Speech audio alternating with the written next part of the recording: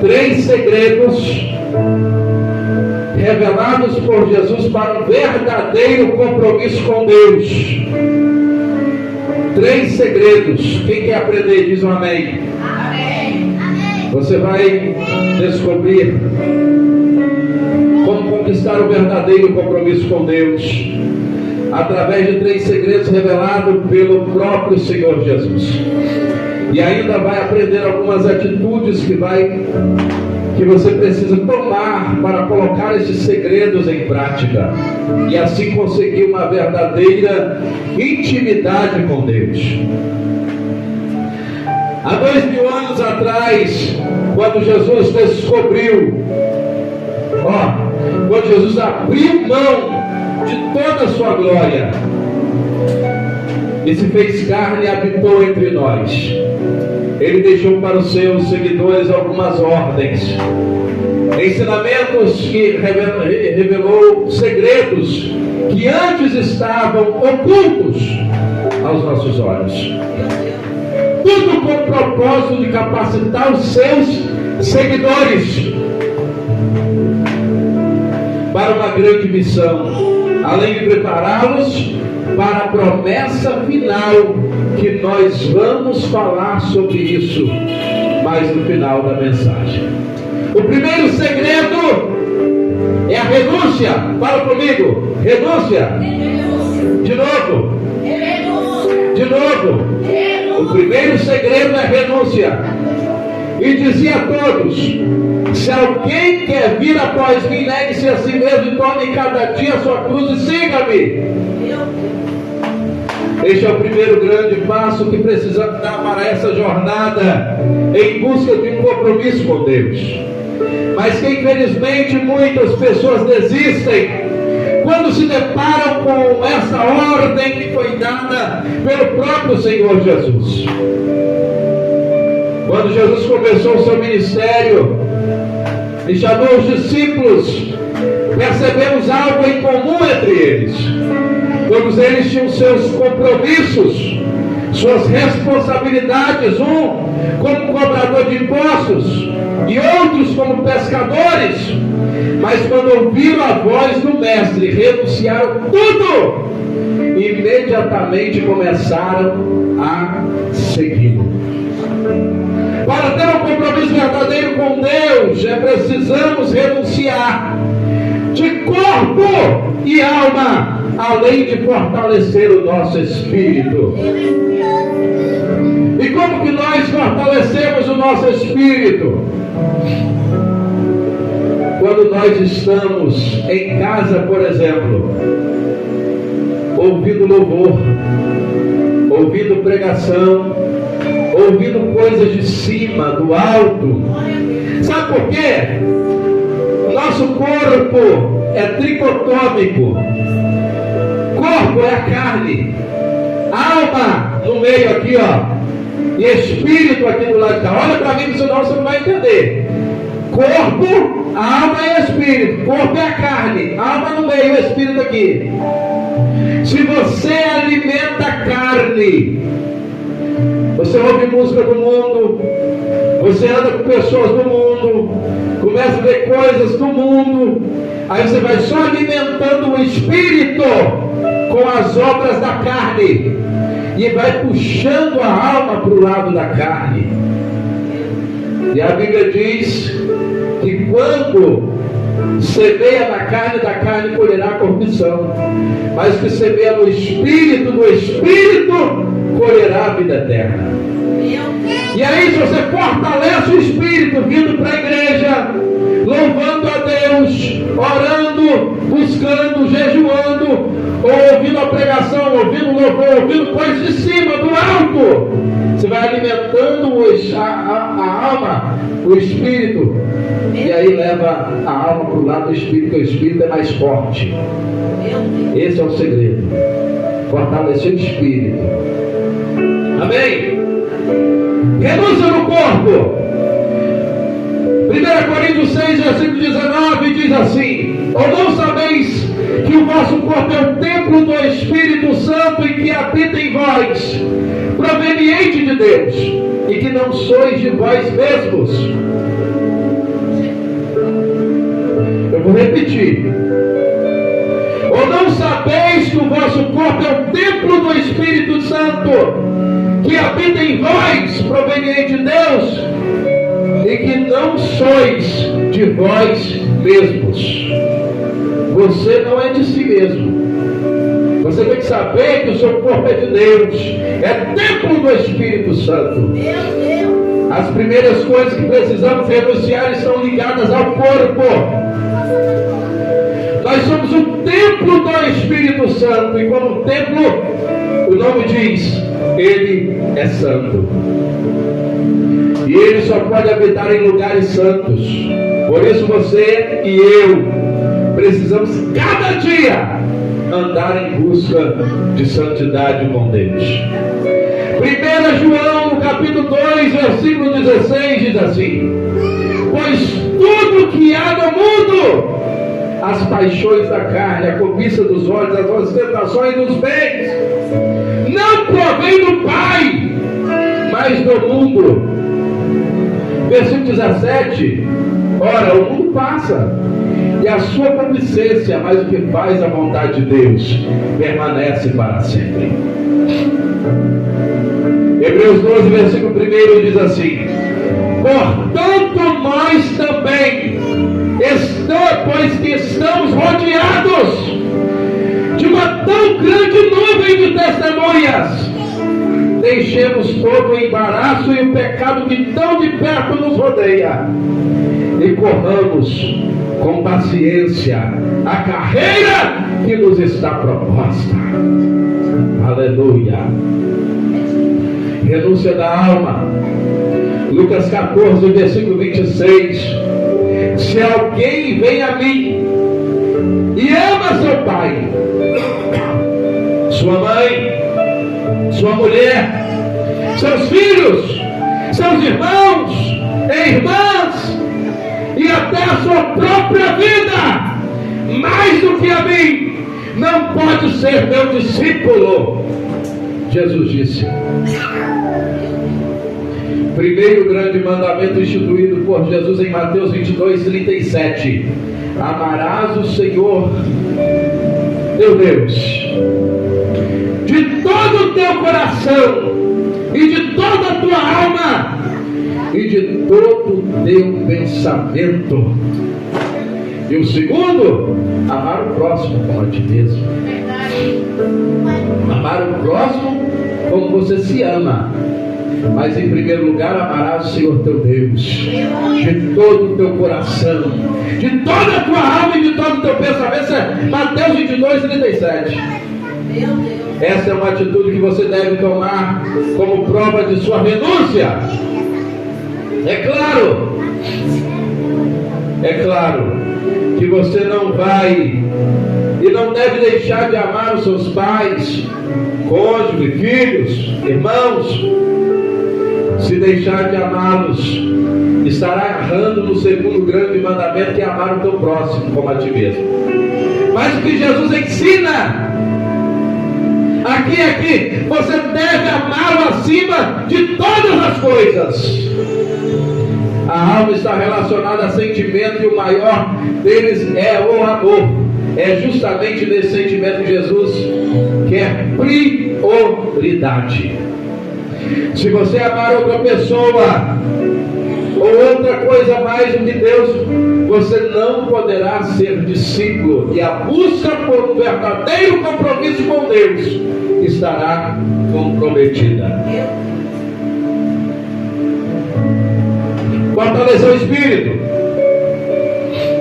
Mas buscai primeiro o reino de Deus. Fortalecer o espírito. Mas buscai primeiro o reino de Deus e a sua justiça, e todas as demais coisas vos serão acrescentadas.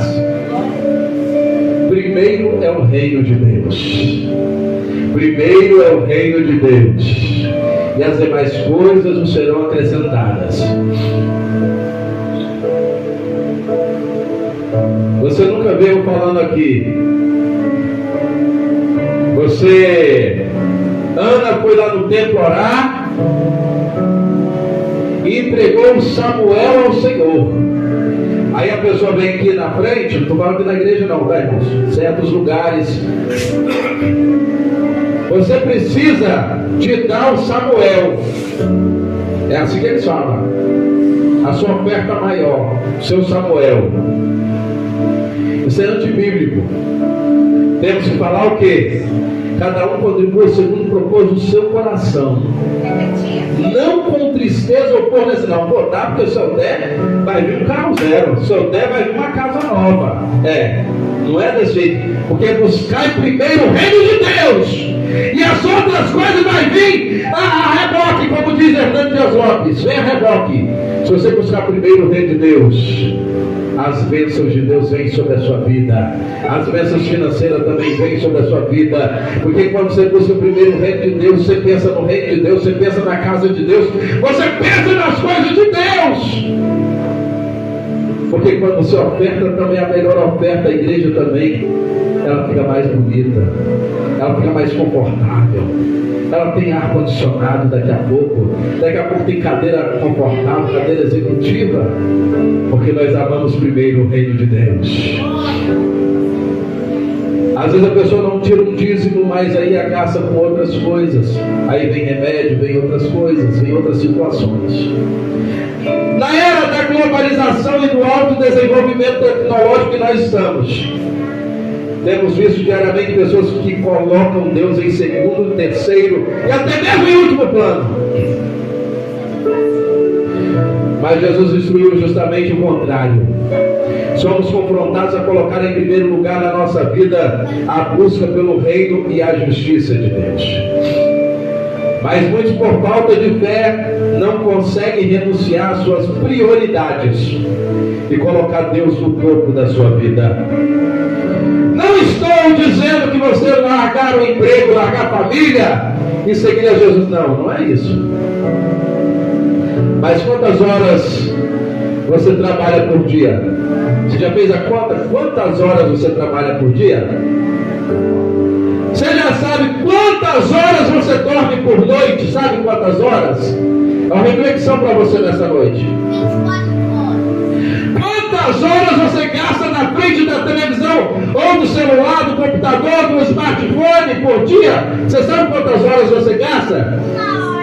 Hein? Quantas horas você gasta? 2 horas. Alguém sabe? 2 horas. Pois é. Agora eu vou te fazer uma outra pergunta. Presta atenção para você. Não me responda.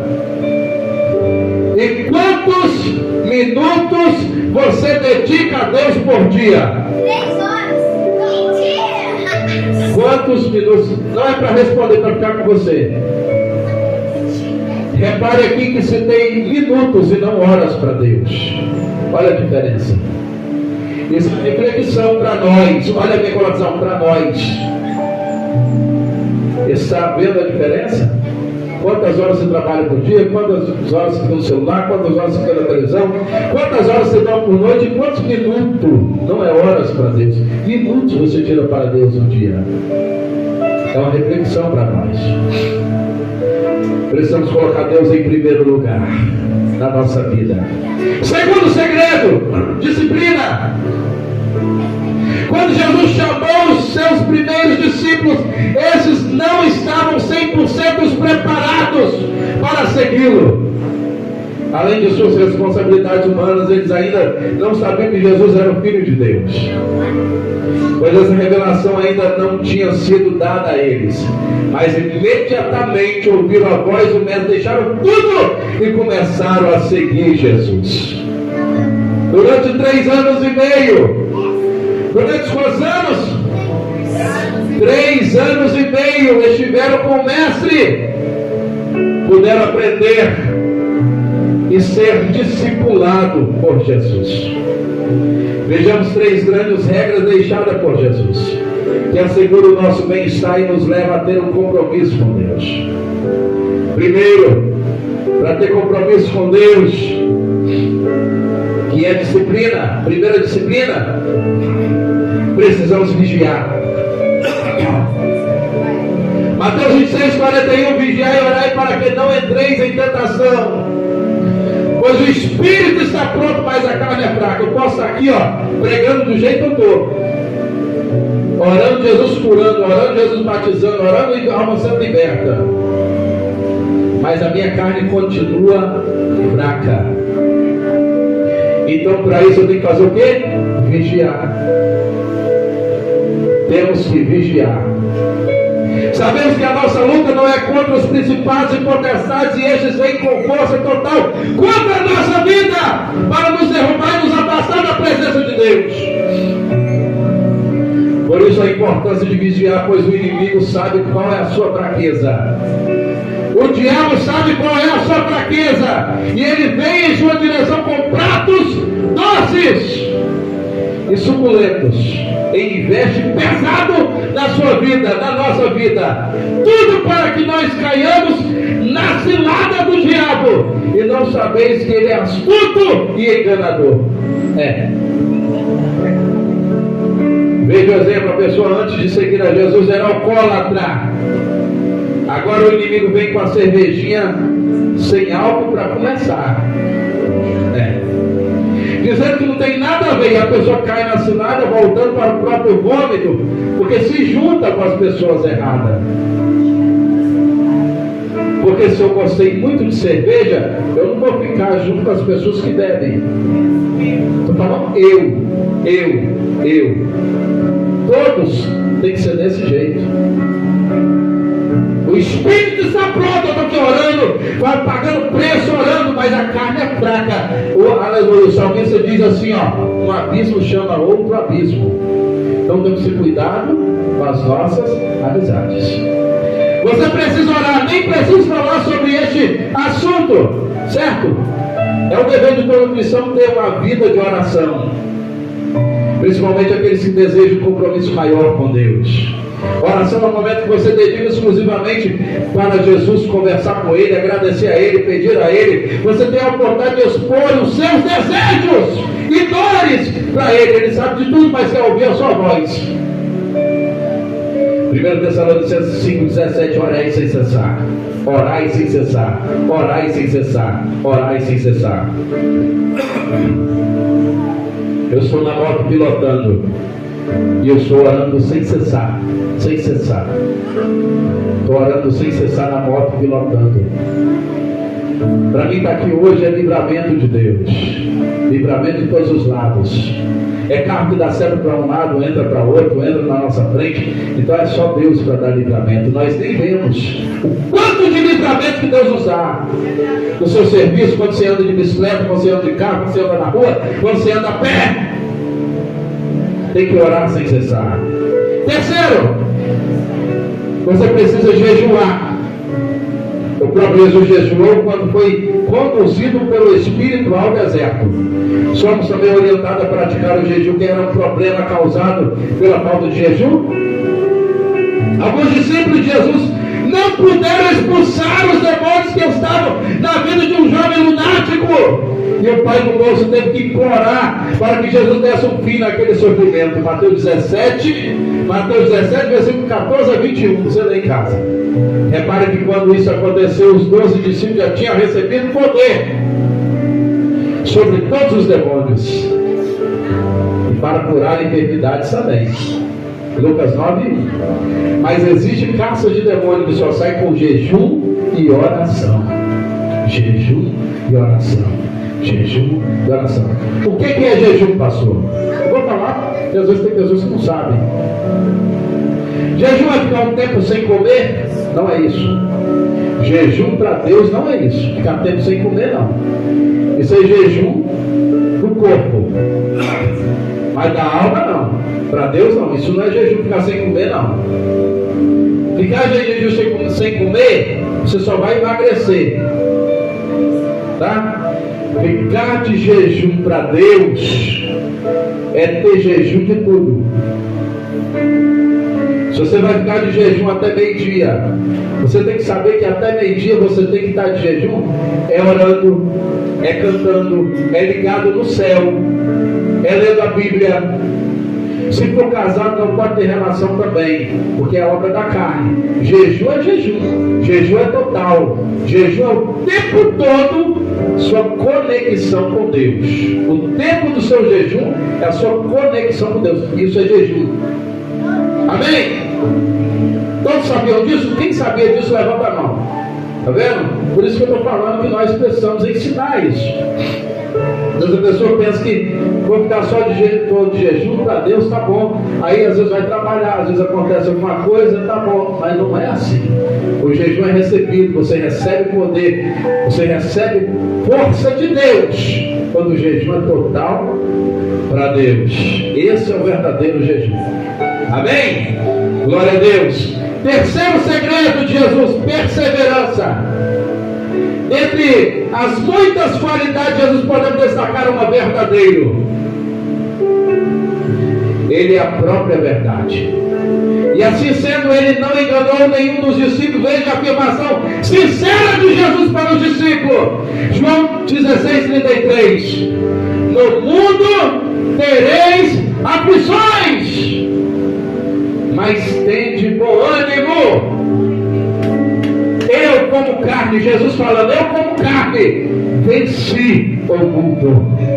Eu venci o mundo. Tende bom ânimo, porque eu venci o mundo. Tenha bom ânimo também, tenha perseverança. Ele não disse aos seus seguidores, terão uma vida de mar de rosas, mas afirma que teremos aflições, tristezas e desgosto.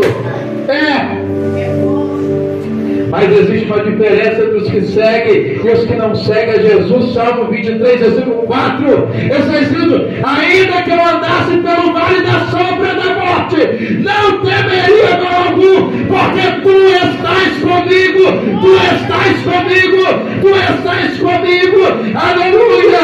Louvado seja Deus. Isaías 42, versículo 2 e 3 diz assim: quando passares pelas águas, estarei contigo. Quando pelos rios eles não te submergirão. Quando passares pelo fogo não te queimarás, nem a chama arderá em ti. Porque eu sou o Senhor teu Deus, o Santo de Israel, o teu Salvador. Aleluia. Aleluia. Tenha perseverança. Tenha perseverança. Tenha perseverança. Tem muitos lugares aí que falam assim: se você der tanto de oferta, se você der seu salário, tudo, não vai ter só uma vida de bonança. É mentira. Jesus não ensinou isso não para você não. Jesus falou: a lei da semeadura é certa, mas questão de aflições você vai ter. Buscar primeiro o reino de Deus. Todas as demais coisas serão acrescentadas. Buscar primeiro o reino de Deus, todas as coisas serão acrescentadas. Você passará às vezes por algo que você precisa passar para você ter experiência para passar para os outros. Você passa às vezes por uma enfermidade para você contar para os outros que Jesus curou você e cura ela também. Você passa por experiências amargas na sua vida, dentro da sua casa, para você falar para os outros que Jesus resolveu o seu, que ele vai resolver o dele também. Para você ter mais fé, mais confiança em Deus, para você ter sua própria experiência com Ele.